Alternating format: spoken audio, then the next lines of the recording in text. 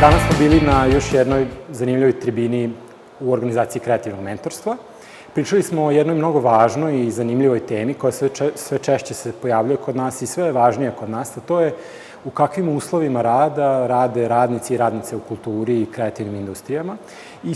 pogotovo u kakvim će raditi. Dakle, na koji način se uslovi u kojima kulturnjaci, da tako kažem, i kreativci rade, kako sada izgledaju i kako se menjaju. To je inače tema koja je u inostranstvu mnogo velika i važna u svim zemljama koje imaju značajni deo ekonomije predstavlja tu upravo kulturnu i kreativnu ekonomiju. Kod nas to tek stiže, videli smo da sada i naša vlada je aktivnija u pogledu promovisanja tih industrija i tih načina rada. A o čemu se radi ukratko? Od nekog rada od 9 do 3 ili od 9 do 5 u kancelariji sa stalnim radnim ugovorama, u situaciji u kojima su radnici bili članovi sindikata, u kojima su pregovarali sa državom ili sa velikim poslodavcima, mi polako sve više, pogotovo u ovom sektoru, ulazimo u jednu situaciju u kojem radimo od kuće, radimo noću, radimo vikendom, radimo često bez ugovora, radimo sa poslodavcima koje nekad ni ne vidimo ili ih vidimo samo preko Skype-a. Dakle, u potpunosti se menja način rada. On sa sobom nosi izvesne slobode, to da možemo da radimo kad hoćemo, s kim hoćemo, da možemo da biramo okruženje, da možemo da radimo sa plaže i tako dalje, to su neke romantične onako vizije, ali on nosi i sa sobom opasnosti, neizvesnosti, nestabilnosti, ugroženosti sa raznih strana i tako dalje. Mnogi ljudi se danas odlučuju za to, svesno ili nesvesno, neki biraju, neki manje biraju. Upravo smo pričali dosta o toj nejednakosti unutar ovog sektora i generalno unutar našeg društva. Čuli smo zanimljive izjave naših govornika, profesorke Milene Šešić, Marka Radenkovića, Marijane Cvetković i Olge Svobode. Dakle, iz različitih uglova smo probali da sagledamo ovu priču koja se najčešće priča iz dva ugla. Ili je jako dobro, ili je jako loše. Mi mislimo da zapravo treba čuti i argumente za i argumente protiv i vidjeti na koji način, što je najvažnije, možemo da se snađemo u takvom sistemu.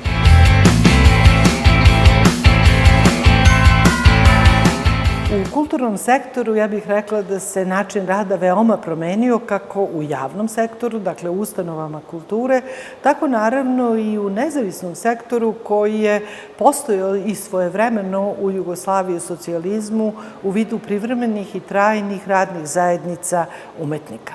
Međutim, naravno su promene najviše zahvatile javni sektor u kome se jako mnogo smanjio broj radnih mesta, u kome se više ne angažuju stalno, recimo, reditelji, dramaturzi po izuzetku, pa čak i ako se angažuju na nekim mestima određeni profili zaposlenih, onda im se daje jedan široki sklop i delokrug zaduženja i poslova i to često dosta i voluntaristički, zavisno od želja tek imenovanih upravnika i direktora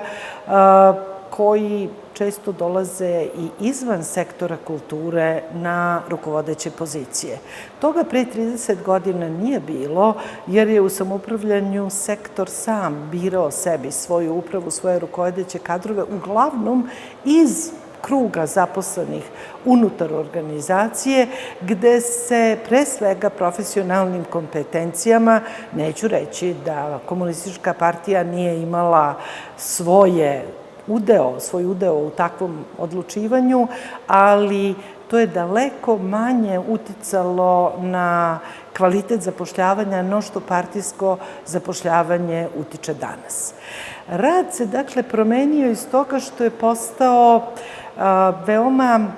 ja bih rekla, brz. Više niko vam ne da prostor niti mogućnost za umetničko istraživanje, za kulturološko istraživanje, da osmišljavate i da, recimo, lagano u jednoj izdavačkoj kući gradite ediciju ili da polako gradite neku vrstu repertoara kroz saradnju, kroz istraživanje i partnerstva. Vi morate da pređete čak i u javnom sektoru, a da ne govorimo o nezavisnom, na projektnu logiku. A projektna logika, koja je u početku imala mnogo toga pozitivnog, ona je omogućavala inovaciju, eksperiment, radikalnu promenu sadržaja rada i tako dalje, izvrgla se danas u svoju suprotnost. Vi trčite iz projekta u projekt, da ulazite u novi, a da još niste završili stari, trošite ogromno vreme na pisanje projekata za koje, bez obzira na njihov kvalitet, ne znate da li će dobiti naknadu ili neće. Veoma se tu mnogo energije i vremena troši, a da se ne uspevaju da zasnuju dugoročni procesi koji će stvarno voditi promenama u okruženju. Brigu o umetniku zamenila je bar na rečima briga o publici, a da u stvari nema više reči ni o jednoj ni o drugoj brizi, već je to prosto postala briga o sticanju novca. Na prvi pogled misli se da javni sektor nema zašto da brine, jer on dobija određene dotacije koje su sigurne, međutim te dotacije pokrivaju samo takozvani hladni pogon. Dakle, ako ljudi unutar ustanova kulture žele da rade projekte, žele da rade izložbe, predstave i tako dalje, oni opet moraju da se ponašaju projektno i da ulaze na, ja bih rekla, tržište donacija, boreći se za donaciju da bi uopšte ostvarili pravo na rad.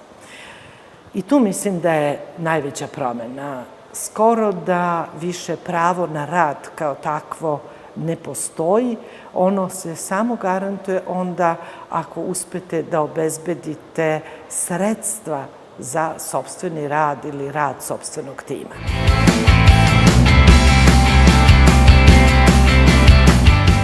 Stanje na nezavisnoj sceni u oblasti kulture, prvenstveno savremenog stvaralaštva, je zapravo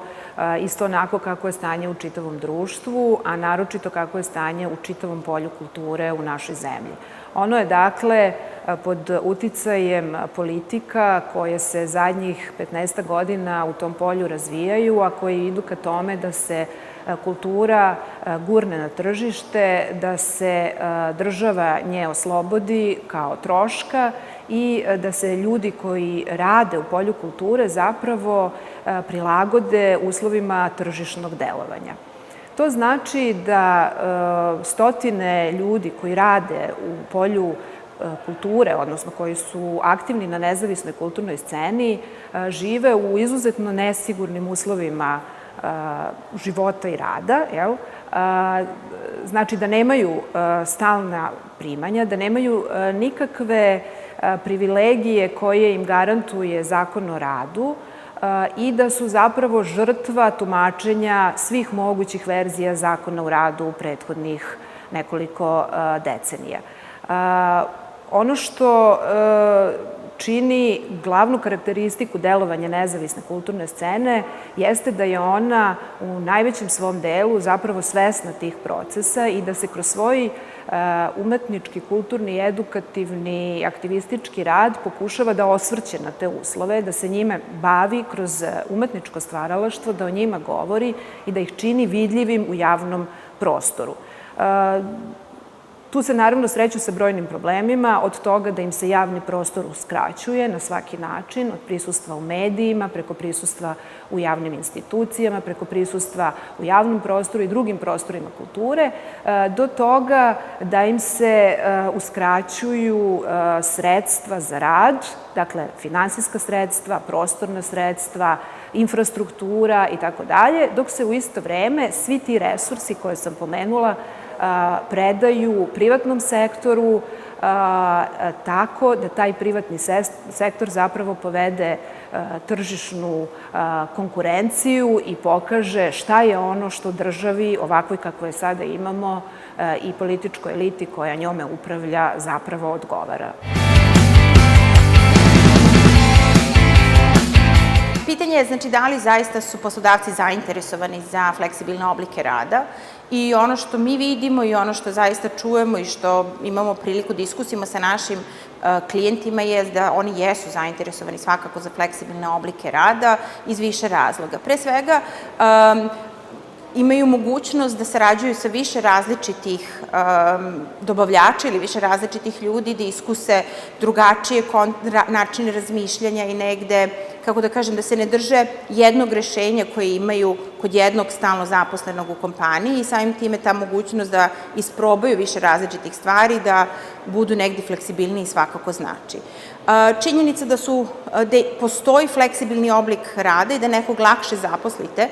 ili lakše angažujete, takođe znači da ćete moći lakše da ih, hajde da kažemo, otpustite ili da ne radite sa njima ukoliko nemate tu potrebu. Ono što velike ekonomije su iskusile do sada, da ta činjenica zaista utiče da lakše upošljavamo ljude, zato što se onda ne plašimo toga šta će biti ukoliko nam oni nisu potrebni ili nemamo potrebu za